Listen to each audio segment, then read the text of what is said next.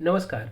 स्वागत है आप सबका एक बार फिर से हमारे YouTube चैनल के ऊपर। आज के कार्यक्रम में हम शुक्र के ऊपर चर्चा करने जा रहे हैं कि यदि शुक्र किसी की पत्रिका में कन्या राशि में विराजमान है, 6 नंबर की राशि में विराजमान है, तो जीवन में इस शुक्र का क्या प्रभाव देखने को मिलेगा उन्हें, खास करके लव लाइफ के ऊपर, मैरिज के ऊपर, रिलेशनशिप के ऊपर इस शुक्र का क्या प्रभाव पड़ेगा, विस्तार पूर्वक हम आज के इस कार्यक्रम में समझेंगे। देखिए, जो शुक्र देव है ना, ये प्रेम के कारक हैं, पार्टनर के कारक हैं, ऑपोजिट जेंडर को दर्शाते हैं, रिलेशनशिप को दर्शाते हैं, विवाह के कारक माने गए हैं। पैसा, लग्जरी, लाइमलाइट में आना, आकर्षण, भोग, ये सब के सब शुक्र के ही डोमेन में आते हैं, शुक्र के ही कारकत्व में आते हैं। शुक्र आपके विवाह की क्वालिटी को दर्शाता है, आपके प्रेम संबंध की क्वालिटी को भी शुक्र काफी हद तक गवर्न करते हैं, दर्शाते हैं।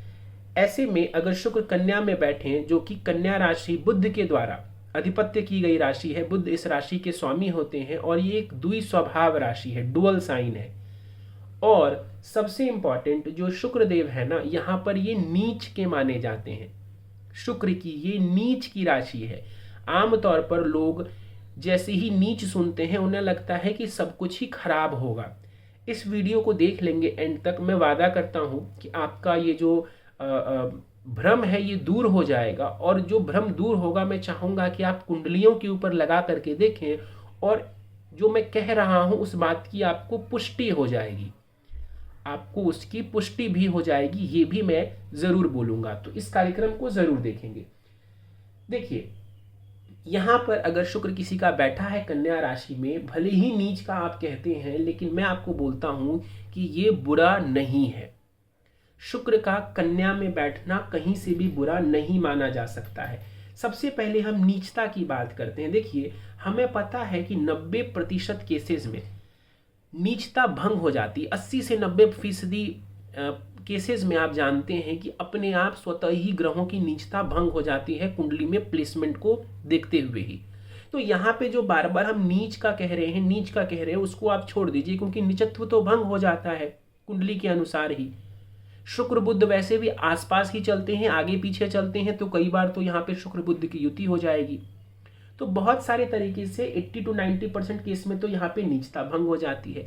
अब बात करते हैं कि शुक्र कन्या में परिणाम क्या देता है। देखिए, कन्या का शुक्र व्यक्ति को विनम्र बनाता है, प्रेम के मामले में व्यक्ति लॉयल होता है।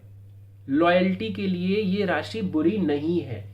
सही गलत की समझ होती है ऐसे लोगों में, इनके अंदर वो होता है कि सही को सही समझना, गलत को गलत समझना, क्योंकि यहाँ पर ये बुध की मूल त्रिकोण राशि में है, तो समझदारी में कोई कमी नहीं होती है। मिथुन भी बुध की ही राशि है, लेकिन मिथुन राशि साधारण राशि है, ये मूल त्रिकोण राशि है। मिथुन राशि फन के लिए, मजा करवाने के लिए अच्छा है, लेकिन ये राशि ज्ञान के लिए, समझदारी के लिए, परिपक्वता के लिए बढ़िया है, ये ध्यान में रखिएगा। कन्या का शुक्र व्यक्ति को प्रैक्टिकल बनाता है, कम्युनिकेशन में ये लोग भी अच्छे होते हैं। यहाँ पर कम्युनिकेशन का मतलब है कि ये लोग ज्ञान वाली बातें करते हैं, समझ वाली बात करते हैं। मिथुन राशि की तरह बिना सिर पैर वाली बात ये लोग नहीं करते हैं। ऐसे लोग एकोमोडेटिंग होते हैं, यानी कि विपरीत परिस्थितियों में भी खुद को ढालना जानते हैं। अपने पार्टनर के साथ हो और अगर कुछ ऊंच नीच भी हो जाए, कोई परिस्थिति खराब भी आ जाए, तो वहां पर ये सस्टेन कर जाते हैं।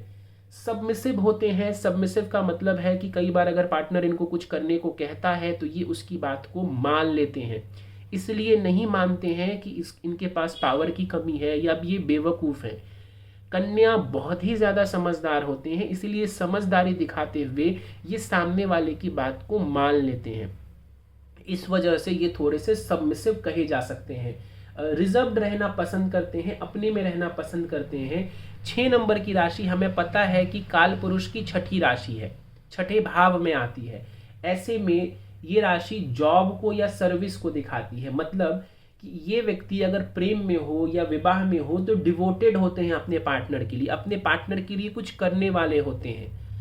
अपने पार्टनर के लिए जो भी ड्यूटीज है उस मैरिज की, जो भी ड्यूटी है उस रिलेशनशिप की, ये उसको निभाने वाले होते हैं। देखिए, यहाँ पे एक मन में क्वेश्चन उठता है लोगों का कि सर, नीच का शुक्र है, आप इसको कैसे कैसे समझेंगे कि नीचता का क्या इंटरप्रिटेशन करेंगे। देखिए, नीचता उच्चता ना स्टेटस के ऊपर लगता है।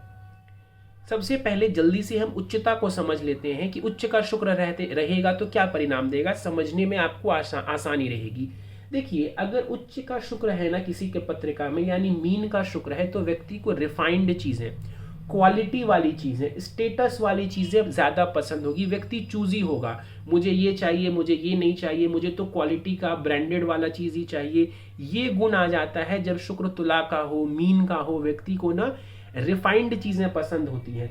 लेकिन अगर कन्या का शुक्र है, नीच का जिसको आप कह रहे हैं, ये व्यक्ति ना स्टेटस देख करके प्यार नहीं करेगा, स्टेटस देख करके पार्टनर को चूज नहीं करेगा। ये गाड़ी वगैरह भी खरीदेंगे ना तो बहुत ज्यादा चूजी नहीं होंगे। ये देखेंगे कि अच्छा मेरा काम इस कार से चल रहा है, इस बाइक से हो जाएगा, तो एक सस्ती बाइक भी अगर इनको मिल रही है तो ये खरीद लेंगे। बहुत ज्यादा चूजी नहीं होते हैं अगर शुक्र नीच का होता है तो। जैसे आपने देखा होगा कई बार जब बच्चे बड़े हो जाते हैं, और अगर हम अरेंज मैरिज की बात करें तो जब उनको दिखाया जाता है तो बार बार वो छांटते रहते हैं कि जी इनका तो दांत बड़ा है, इसकी तो हाइट छोटी है, इसका तो रंग सांवला है। तो जितना शुक्र अव्वल होता है, उच्च का होता है, तुला का होता है, तो ऐसे लोग इलीट चीजें ज्यादा पसंद करते हैं, कमियां ज्यादा निकालते हैं। लेकिन अगर कन्या का शुक्र है तो ऐसा व्यक्ति कमियां नहीं निकालता, ये चीजों में एडजस्ट करना जानते हैं।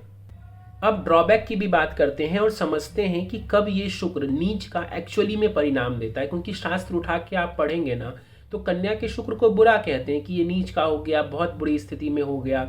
लेकिन जैसा मैंने बताया कि ये ज्यादातर मामलों में अच्छा परिणाम देता है और नीचता तो भंग हो जाती है स्वतः ही।